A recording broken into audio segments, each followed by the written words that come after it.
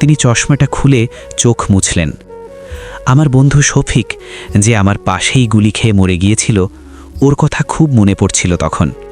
ও বলেছিল, আনোয়ার, আমি হয়তো লাল সবুজের পতাকাটা দেখে যেতে পারবো না, কিন্তু তুই দেখিস। আজ দেশ স্বাধীন, কিন্তু শফিক নেই। তুর্য দাদুর চোখের জল দেখে নিজেও একটু বিষণ্ণ হয়ে গেল। সে আলতো করে দাদুর হাত ধরে বলল, দাদু, তুমি কি এখনো মন খারাপ করো? আনোয়ার হোসেন হেসে রেডিওটা পাশে রাখলেন। না দাদু ভাই, এটা মন খারাপের জল না, এটা আনন্দের, আবার গর্বেরও।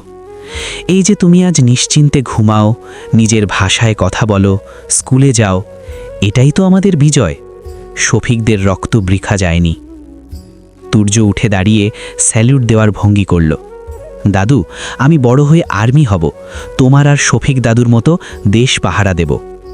দাদু তুর্যকে বুকে জড়িয়ে ধরলেন।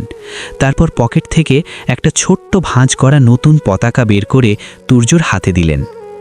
আর্মি হতে হবে এমন কথা নেই দাদু ভাই, তুমি যেখানেই থাকো, যাই করো, শুধু মানুষ হিসেবে ভালো থেকো আর এই দেশটাকে ভালোবাসো, তাহলেই আমাদের যুদ্ধটা সার্থক হবে।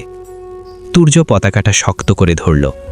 বাইরের কুয়াশা কেটে রোদ উঠছে।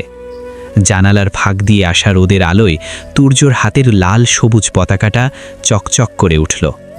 আজকের সকালটা যেন অন্য দিনের চেয়ে অনেক বেশি উজ্জ্বল।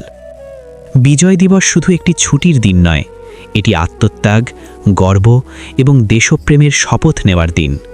নতুন প্রজন্মের কাছে সঠিক ইতিহাস ও মূল্যবোধ পৌঁছে দেওয়াই বিজয়ের প্রকৃত সার্থকতা।